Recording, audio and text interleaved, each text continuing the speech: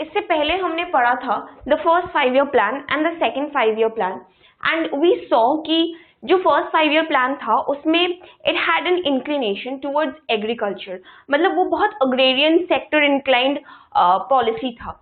जो second 5 year plan था वो बेसिकली इंडस्ट्री के ऊपर ज्यादा फोकस करता था। It wanted to initiate the process of industrialization, and it wanted to progress the industrial sector, right? So the two policies were widely different in their inclinations. तो इनके implementation के बाद जब ये पॉलिसीज इम्प्लीमेंट हो रही थी, there arose certain controversies regarding the planning process. मतलब ये जो प्रोसेस है प्लानिंग का, ऐसे प्लान्स बना के पॉलिसीज बना के उनको इम्प्लीमेंट करना पूरे कंट्री बेसिस पे, वो एग्जैक्टली कितना इफेक्टिव है और वो कितने लोगों को फायदा पहुंचा रहा है और कितने लोगों का नुकसान कर रहा है, इन चीजों पे सवाल उठने लगे। ऐसे सवालों की वजह से देयर अरोज सर्टेन कंट्रोवर्सीज, और वही कंट्रोवर्सीज हम अभी आगे देखेंगे। तो जो पहला कंट्रोवर्सी हमारे पास वो है agriculture versus industry, because the first plan wanted to benefit agriculture and the second plan wanted to do the same with industry. So there arose debates among people that which of these two sectors should have more priority, which should be given more importance. So let's look at the points made by people or why it became a controversial debate. The first thing is distribution of public resources in a backward economy. Okay, जब resources की बात करते हैं, we know one thing about resources, that the amount of resources or the availability of resources, especially in a particular economy, is fixed. हमारे देश में इतने ही resources हैं, इतना ही पैसा है, इतना ही टेक्नोलॉजी है जो हम यूज कर सकते हैं। अब इंडिया उस वक्त especially after independence, India was very it was going through very large phases of poverty, and it was a very backward economy back then, right? So and we had to get rid of this backwardness, we had to bring in cycles of development. ऐसे में जो हमारे पास resources हैं जिनकी quantity और availability already fixed है, अब इनको हम एग्जैक्टली किस डायरेक्शन में डाइवर्ट करें, उसको हम एग्रीकल्चर की तरफ भेजें या इंडस्ट्री की तरफ भेजें, because we can not do both of those things at the same time, because we don't have so much of resources. या तो हम हमारा टाइम, हमारा पैसा, हमारा टेक्नोलॉजी, या तो हम हर चीज एग्रीकल्चर को डेवलप करने के लिए यूज कर लेते हैं, या तो हम वही चीजें इंडस्ट्री को बेनिफिट करने के लिए यूज कर लेते हैं। But we can not be doing both the things at once. When you are using your resources for one purpose, you can not simultaneously use the same resources for another purpose, right? So that is why there was a conflict about the distribution of resources in a backward economy. And people who were from the agricultural sector, obviously they wanted that sector to have more importance. People who were from the industrial sector, businessmen and industrialists, they wanted more focus to go towards industrialization, and they made possibly good arguments about it, about why industrialization should be given more priority in a backward economy. But both needed importance, both needed resources to be able to develop and prosper, and that is why there was a conflict about कि किसको हम ज्यादा किस पे हम ज्यादा planning करें, किस पे हम ज्यादा टाइम अपना यूटिलाइज करें, किस पे हम ज्यादा मनी अपना डाइग्रेस करें। Both needed attention, both needed resources, and that is why there is a conflict about which one of them should be given greater priority over the other. The second point is that the second FYP lacked an agrarian strategy. ये तो हमने पहले भी देखा था कि जो पहला फर्स्ट ईयर प्लान था उसमें they intended that there be a large boost to the agrarian sector. They intended कि हम एग्रीकल्चर को डेवलप करेंगे, सबसे पहला काम हमारा ये होगा। क्यों? क्योंकि हमारे देश में जितनी भी पॉपुलेशन है उसमें से मेजॉरिटी, लाइक अबाउट से 80% of the people would directly और indirectly dependent on agriculture for their source of livelihood, right? तो ऐसे में अगर हम एग्रीकल्चर को डेवलप करते हैं, उसको ज्यादा प्रॉफिटेबल बनाते हैं, so that we can spend less money, so that our cost would be less and our benefits, our profits would be more, तो वो ज्यादा लोगों को फायदा पहुंचाने वाला है, because major chunk of the population was dependent on agriculture for their livelihood, right? So that is why first of all they wanted कि हाँ पहले हम एग्रीकल्चर को बेनिफिट करेंगे, but then once the first 5-year plan was all about agriculture, it had policies about, it had so much of investment on irrigation, on there were the land reform policies. इतना सब कुछ करने के बाद when the second 5-year plan rolled out, they decided that this needs to be about industrialization, because we cannot ignore one sector just because we're trying to develop the other one, right? Though we cannot use our resources simultaneously, so the first 5 years we're going to divert our resources towards agriculture. Now the next term of the next 5 years we're going to be doing the same with industrialization, because this needs attention too. तो जब industrialization की बारी आई, now when you're trying to develop the industrial sector, you cannot be paying so much more attention towards agriculture. Already that plan has been implemented and the policies have been executed, and fine, they will find their way in the course of time. It will develop it if it has to develop in the course of time. But then for now, they're in the second term of planning, their priority was industrialization. So obviously they needed to divert their resources towards industrialization.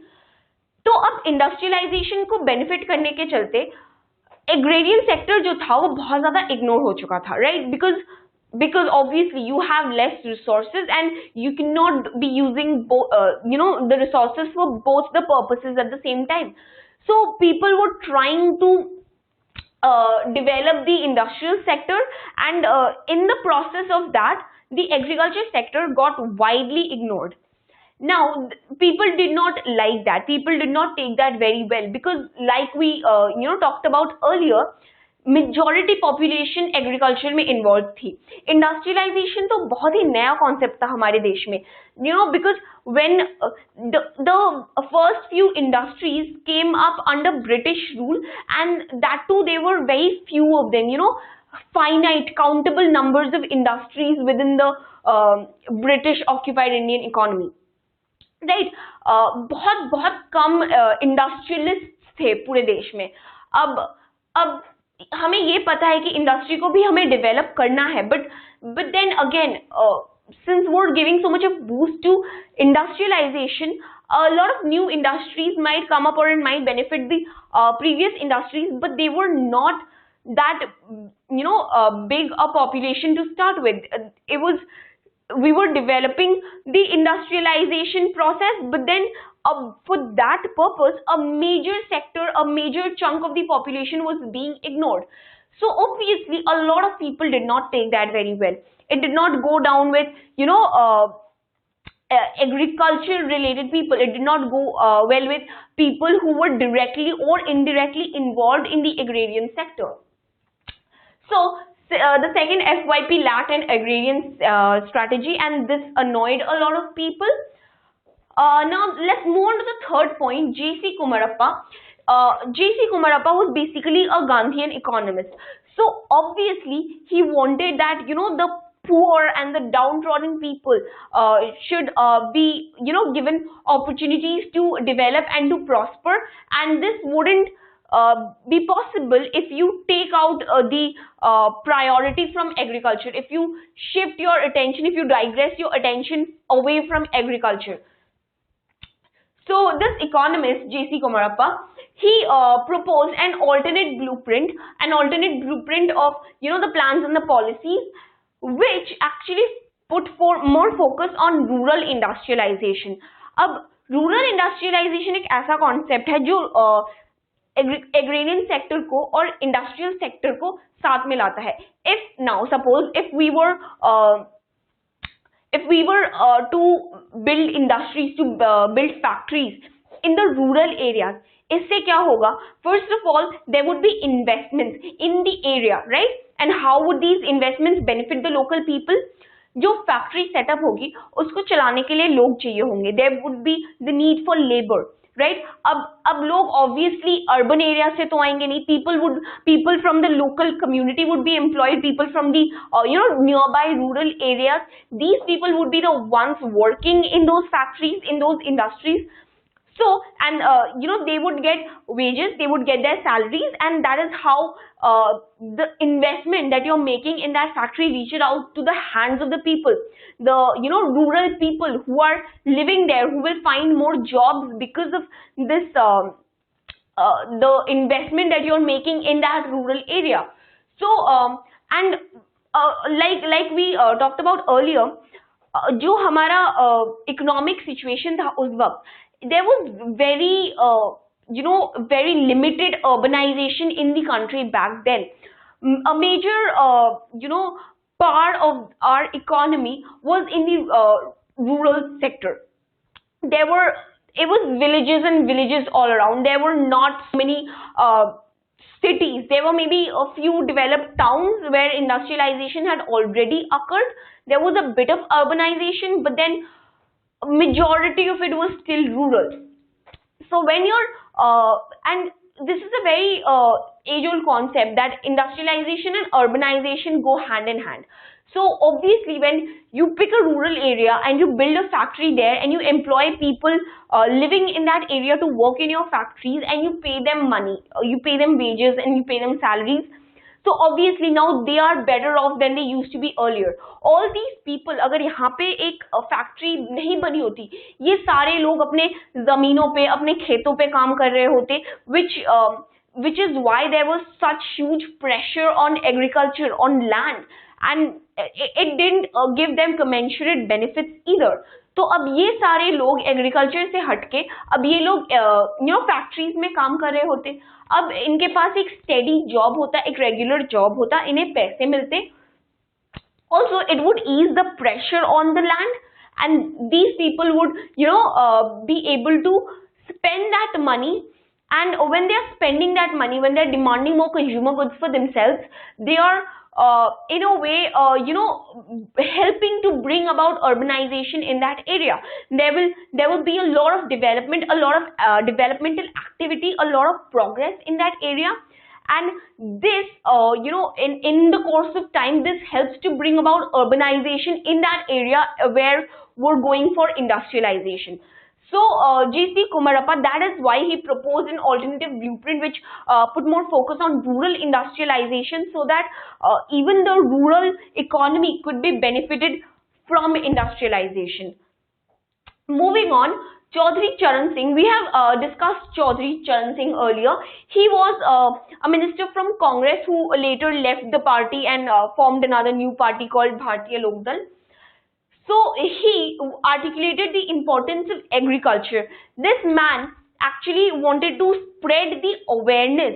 The awareness about why in a country like India, agriculture was so important, that if you ignore it, if you leave it behind, and if you put your focus on other sectors, it will, the country will continue to remain backward, because you will not be able to pull all those people who are involved in agriculture away from their rural state of finance. And it was actually very important to develop agriculture so that the country could progress as a whole.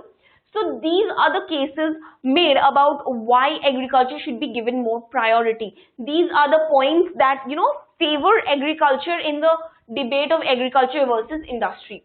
Now there were a lot of people who wanted industry to have more importance, or who actually wanted that the second 5-year plan, who wanted to say that the second 5-year plan is perfect as it is, and you don't need to debate about why you're ignoring the agricultural sector. So let's take a look at what these people have to say. The first thing is, industrial production was needed to escape poverty. Now the country was in a cycle of poverty. There was widespread backwardness, right? अब इतने दिनों से तो agriculture has been the major source of income for so many people, right? But that didn't help a lot, and that didn't make a lot of people rich, except maybe the landowning classes who looted other people and who now had huge chunks of lands at their disposal, and they had people working for them in these lands. But these landowning classes were also not very large in numbers. So the strategy of agriculture did help a lot of people, और industrial production को boost करना बहुत important था, so that we're able to move towards urbanization and so that we're able to get rid of the cycle of poverty. So this is what the first argument was about why industry should be given as much priority as they are trying to give to it. So industrial production was needed to escape the cycle of poverty. The second is the Indian planning did have an agrarian strategy.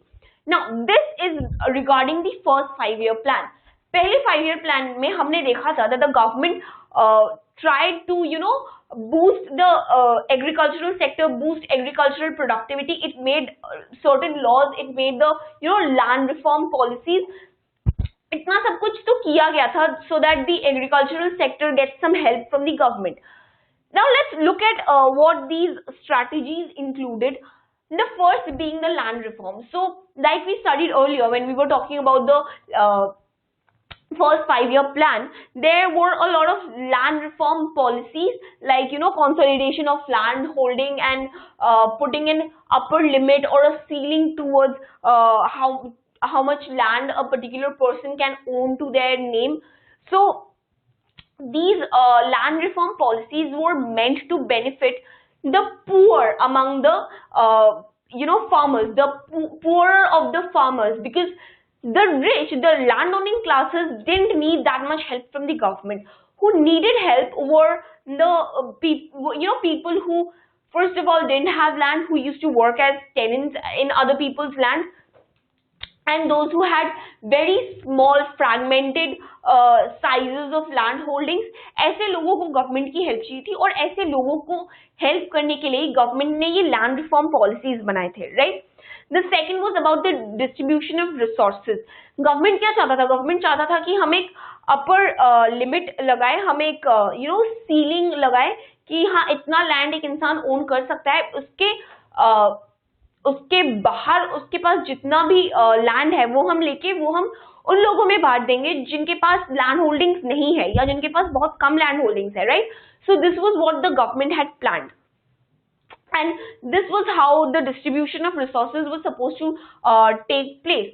So they wanted to take it from the rich and give it to the poor, which theoretically though it makes sense, because the rich had so much that they didn't need and the poor had way beyond what they needed. So there needed to be some sort of equilibrium which needed some external push, and the government acted as this external push with their policies and their new reform strategies.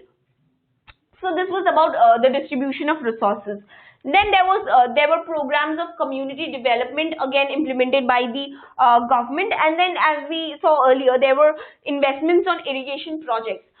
Irrigation is a very important thing here, because whatever farming activity used to happen before these irrigation projects had come up, they basically relied on rainwater, and rainwater, as we know, is very erratic, right, and very irregular. You cannot always count on rain to come, because if it's harvesting season, if it's reaping season, you cannot always count on the fact that it's going to rain and your crops are going to get water, and it's not always possible for you to manually water so many such large pieces of land, such large acres of land, and so many crops. So you had to rely on rainwater. So now with these new irrigation projects, people were able to draw water from canals, and they were able to water those plants, and they didn't have to rely on rainwater anymore. So this was a massive thing in the revolution of agriculture, in the in modernizing agriculture, let's say. So this was really important. The government spent huge sums of money on irrigation projects, because the land was vast, and it needed, and if you were to invest in irrigation projects on such huge pieces of land, it needed lots of money, and the government actually spent lots of money on developing these irrigation projects, right?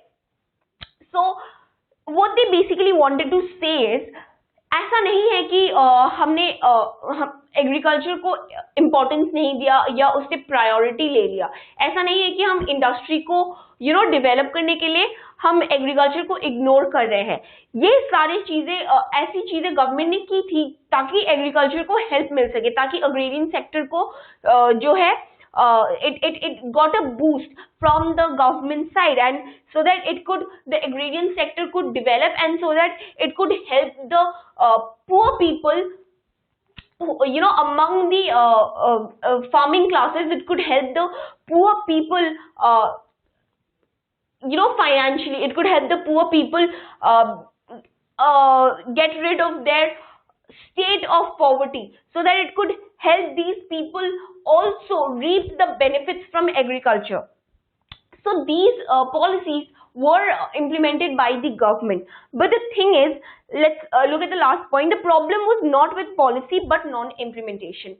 Problem actually ये था कि government ने laws तो बनाए थे, government ने policies बनाए थे, और गवर्नमेंट ने बहुत कोशिश की थी कि ये डीपेस्ट लेवल्स तक ये पॉलिसीज जो है ये इम्प्लीमेंट हो सके, to the most local levels these should have been implemented. But what happened actually was, these policies, they counted on if suppose you were to take a landowning person, the person is very rich and he has huge acres of land, and since you want to put an upper ceiling, you're going to take away a part of that person's land. Obviously that person will not like it, right?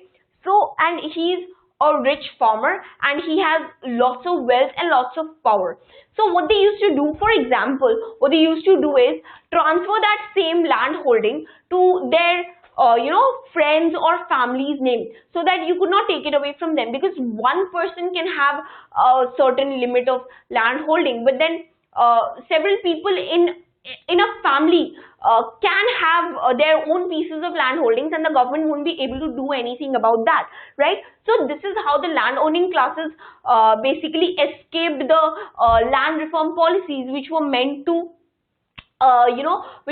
control the limit, put a limit on the amount of wealth they were holding, or how they were basically they were just exploiting the poor to get richer themselves, and this is what the government wanted to stop. But then these policies could not be implemented because the landowning classes were first of all, they were wealthy and they had a certain sort of political power, and they used this wealth and their political power to escape the land reform policies, which is why these policies failed when it came to implementation. This is why these policies could not be implemented as the government had hoped it would.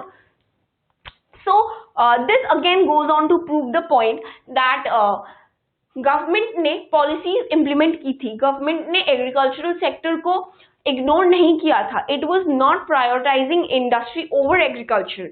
But what happened is, इन policies को implement करने में दिक्कत हो गई, क्योंकि जो rich wealthy land owning classes थे, इन्होंने ये लैंड रिफॉर्म पॉलिसीज को इम्प्लीमेंट होने ही नहीं दिया, and that is why the agricultural sector could not get as much benefit as the government intended it to.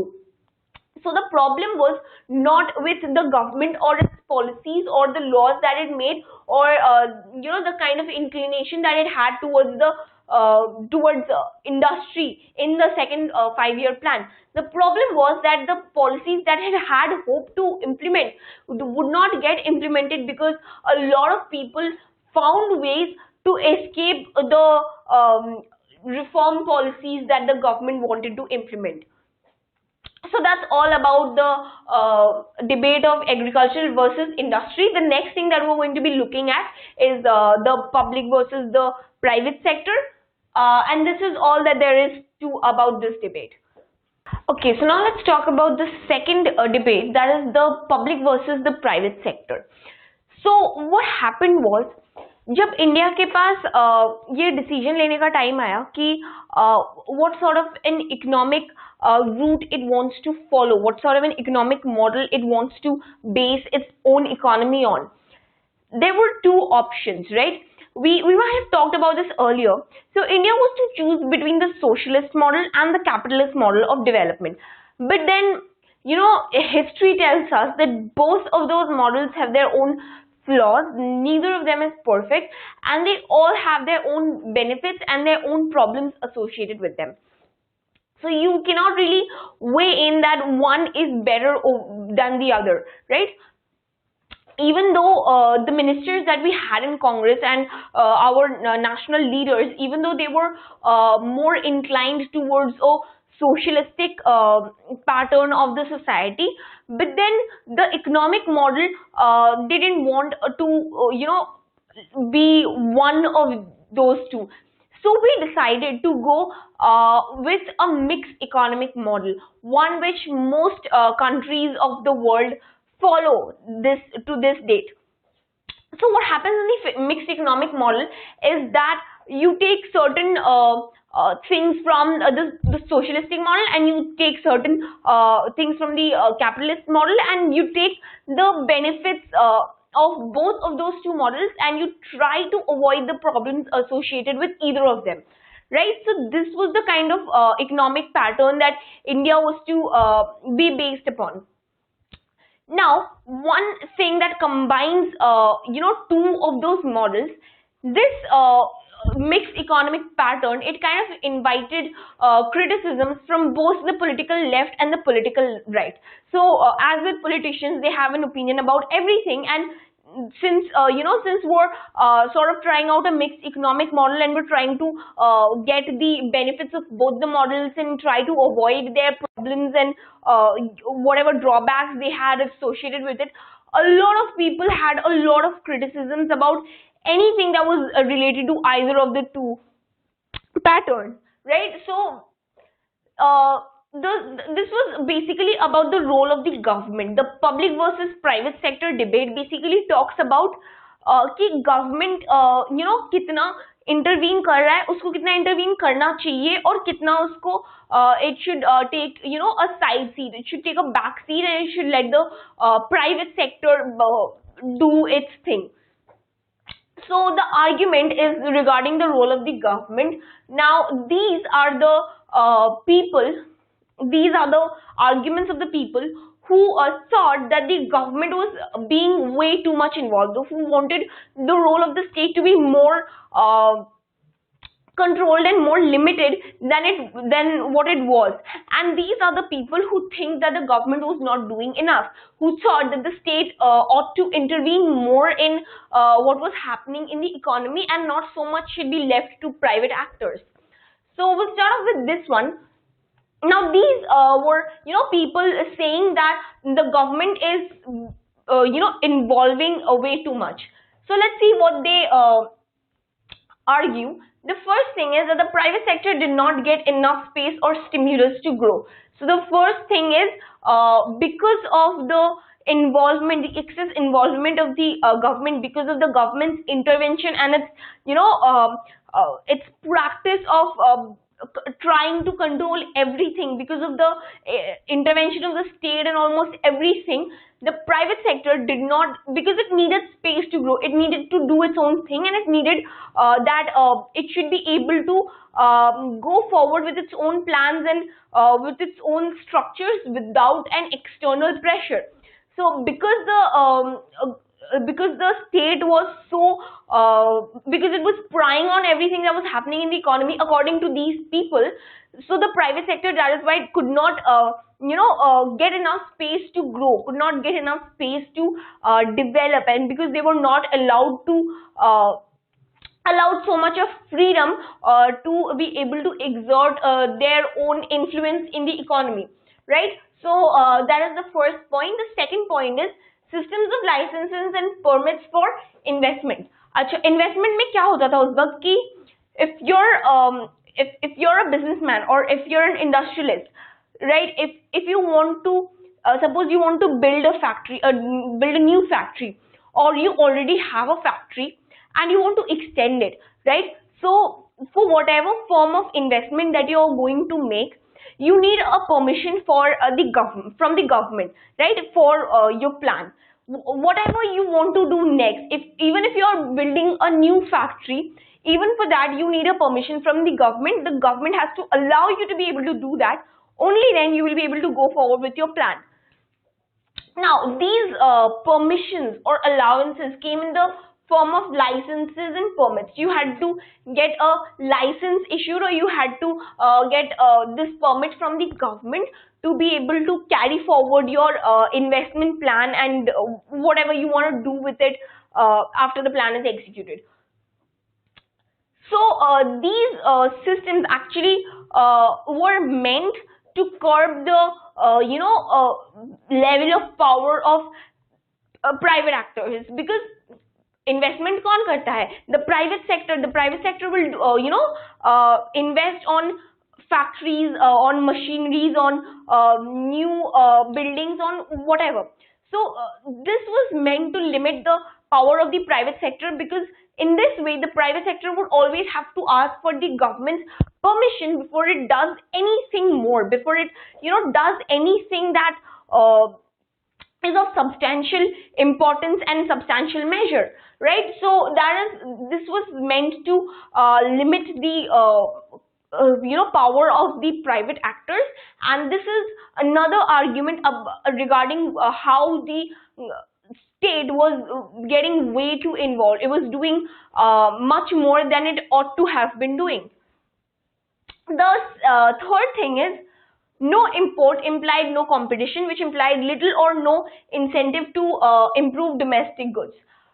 उस वक्त इकोनॉमी में, इंडियन इकोनॉमी में ये था कि इम्पोर्ट जो है, इम्पोर्ट पे बहुत हाई टैरिफ्स लगे थे. So India was not very much of a open economy back then, and what the state wanted basically was, जो चीजें हमारे डोमेस्टिक इकोनॉमी में बन सकती है, जो गुड्स और सर्विसेज हम अपने देश में बना सकते हैं, उन्हें हम बाहर से इंपोर्ट क्यों करें? उन्हें हम यहीं पे बनाएंगे ताकि डोमेस्टिक इंडस्ट्री जो है वो ग्रो कर सके, वो डेवलप कर सके, और so that it would help the economy, the domestic economy to prosper. और अगर हम बाहर से import करते हैं इन चीजों को, so a lot of people might favor, a lot of Indian consumers might prefer the international, the imported goods over what is being produced in the economy. And the government didn't want this to happen, because they had high incentives to let the domestic economy grow. So they put high tariffs and duties on imports, right? So this discouraged imports, and there wasn't much import from outside into the Indian economy. And what happened was, जो भी goods और services बन रही थी वो सिर्फ वही domestic industry से बन रही थी, वही लोग जो people who were operating within the country, because and then what happened is that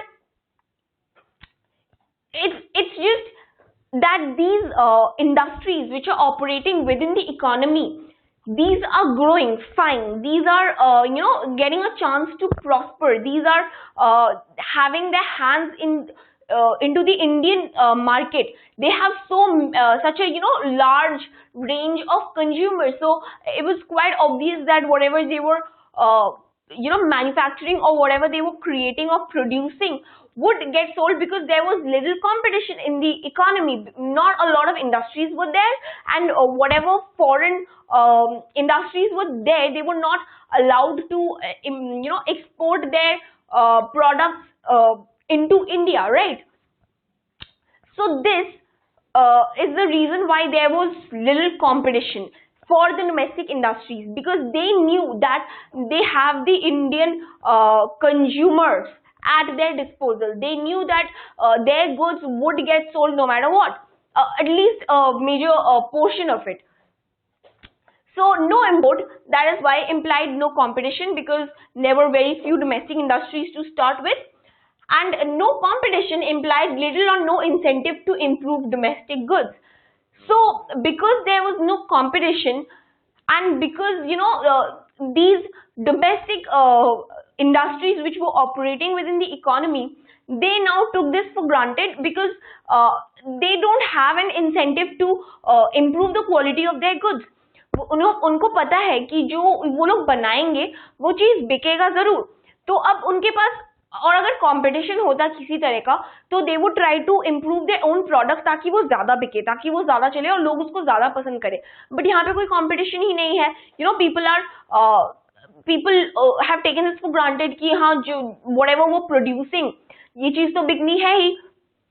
And it didn't mean that they tried making something which is not really efficient to use, but even then there were scopes of improvement which wouldn't happen because people had no incentive to improve their products. And obviously improvising things meant the cost structures would go higher up and they would have to spend more money, and then they would lose a part of their profit margin, and they obviously didn't want to do that because again there was no competition and they had little incentive to they had nobody to fight, right? So they had little incentive to improve their products.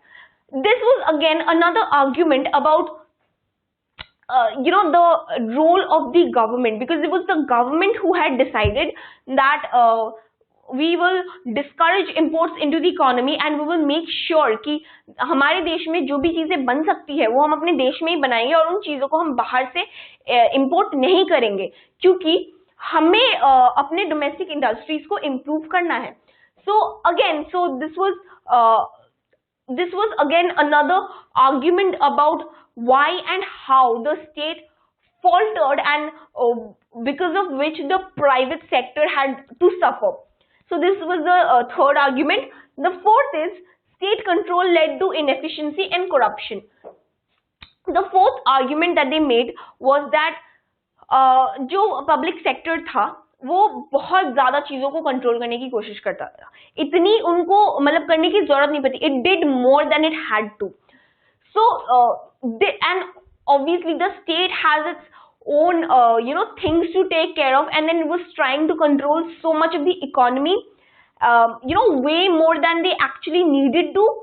So this led to a lot of inefficiency and corruption, because you cannot always keep an eye out on everything, and you cannot make sure that everything is perfect when you have such a huge country to run. So since the state had to extend its control over so many things, obviously a lot of things got ignored, and this led to a lot of inefficiencies in the entire system and a lot of corruption. So this was the fourth argument about the role of the state and why the state was actually leading to it was actually doing things that harmed the private sector. It whatever decisions it took and the way it was operating actually left its repercussions on the private sector, which could not grow properly because of the excessive involvement of the state. Now these are the arguments of people who think that the state was not doing enough. So let's look at the first point here. The state did not spend much on education and healthcare. ठीक है, ये पहला चीज है. ये लोग ये कह रहे हैं कि it was a mixed economy. तो कुछ चीजें पब्लिक सेक्टर के हाथों में होनी चाहिए थी, कुछ चीजें प्राइवेट सेक्टर के हाथों में होनी चाहिए थी. बट इन लोगों का ये मानना है कि पब्लिक सेक्टर को अपना जो काम करना चाहिए था उन्होंने वो नहीं किया. They were too negligent about a lot of things. The first being education and healthcare, and these are two very very important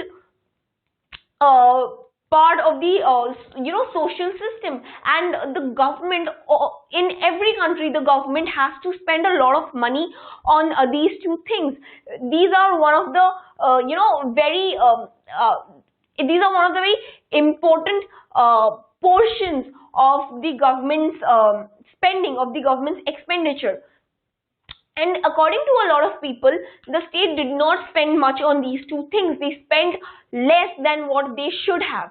So that is the first point. The second point is it helped the private sector to make profit. So a lot of people also think that जो private sector था उसको इतना ज्यादा profit इसलिए हुआ because the state was constantly being involved and it constantly made sure that the private industries were protected, because like we studied earlier, it wanted to discourage imports so that every good that can be produced in the economy gets produced in the economy and the domestic producers face no competition. So this was perceived by a lot of people as the way for the state to make sure that the private sector earns a lot of profit. This was a move to protect the private sector, right? So that is the second point. The third point is, did not help the poor, poverty did not decline.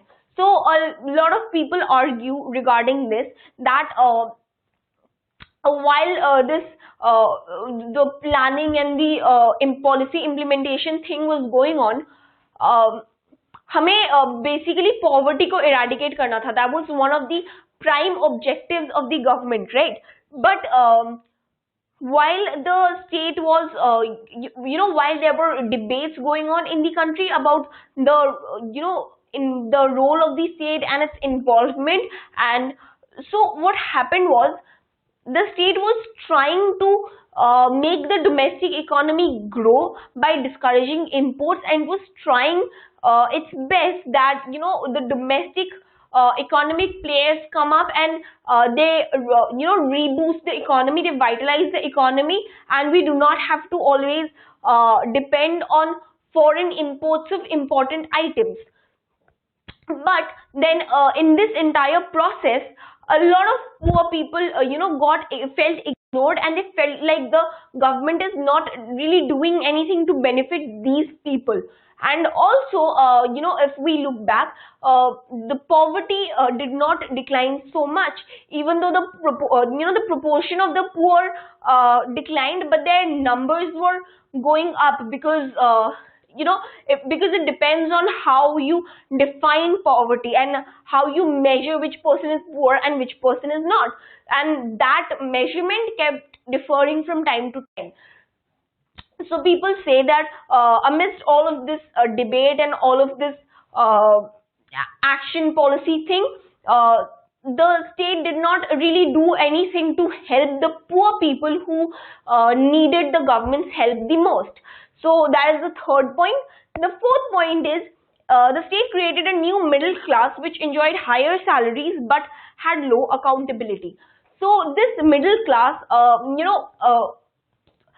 so let's talk about what this middle class comprises of. So now there was industrialization, there were new factories, there were new infrastructure projects, there were new businesses coming up, and obviously they needed labor to work in all of those things, right?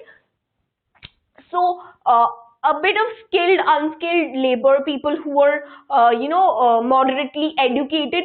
So these people were the ones who had who participated in these jobs, who had these jobs, and now these people actually enjoyed high salaries in a growing economy. And the thing is, so this led to the emergence of a middle class. So there was not like so before there was like a rich and a poor, but then these people somewhere fit in between. They were not very rich and they were not even poor, so they had enough money to enjoy their lives. The salaries were enough that they could make a good living out of it, and but they had little or no accountability, right? So this middle class was the people claim that the state was also responsible for creating this middle class of people who again enjoyed high salaries and low accountability, and so these are